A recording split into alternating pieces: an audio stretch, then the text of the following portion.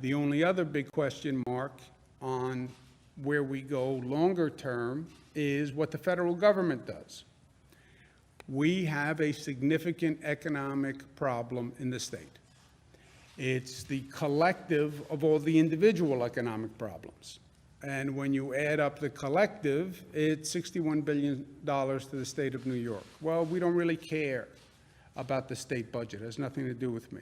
I know that's what you may say, but it's actually not correct. The state budget is very relevant to you because what the state budget funds, we don't do space exploration in the state. We fund schools, we fund hospitals, and we fund local governments.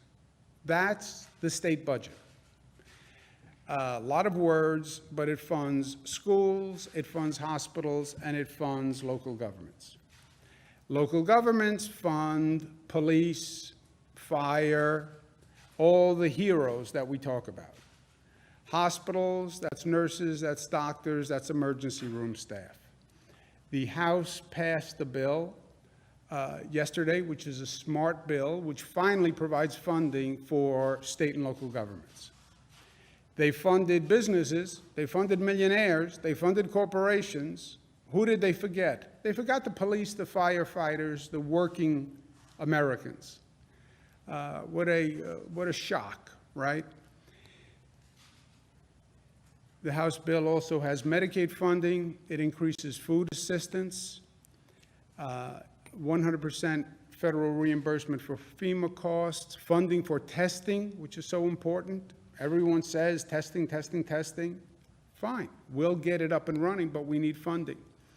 And it repeals the SALT tax penalty to the state of New York, $14 billion. $14 billion, which was a theft in the first place. After the House passes a bill, it goes to the Senate, and that's where the bill is now. And to the Senate, they should respond quickly. I understand from their point of view, they say, well, we funded businesses, we funded millionaires. Yeah, good, that's nice. How about working Americans? And that's what the Senate should think about. How do you actually help the American people? And my 2 cents, they shouldn't delay. They shouldn't be captive of special interests. I don't care who gave you money to run for office, you still work for the people.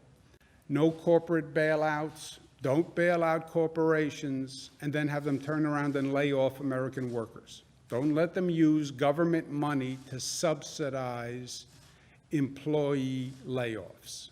Don't do that. That would betray the trust of the American people. That's what happened in the 2008 bailouts. They bailed out the banks, and the banks turned around and gave each other bonuses. I was Attorney General. I brought actions against AIG. I brought actions against banks like the Bank of America, who took taxpayer money and then gave themselves a raise. Don't give corporations money so they can then lay off workers in their restructuring to get lean. And then the American taxpayer is going to have to pay for the people who are laid off. And I'm afraid if this isn't raised sooner rather than later, that's exactly what these corporations are going to do.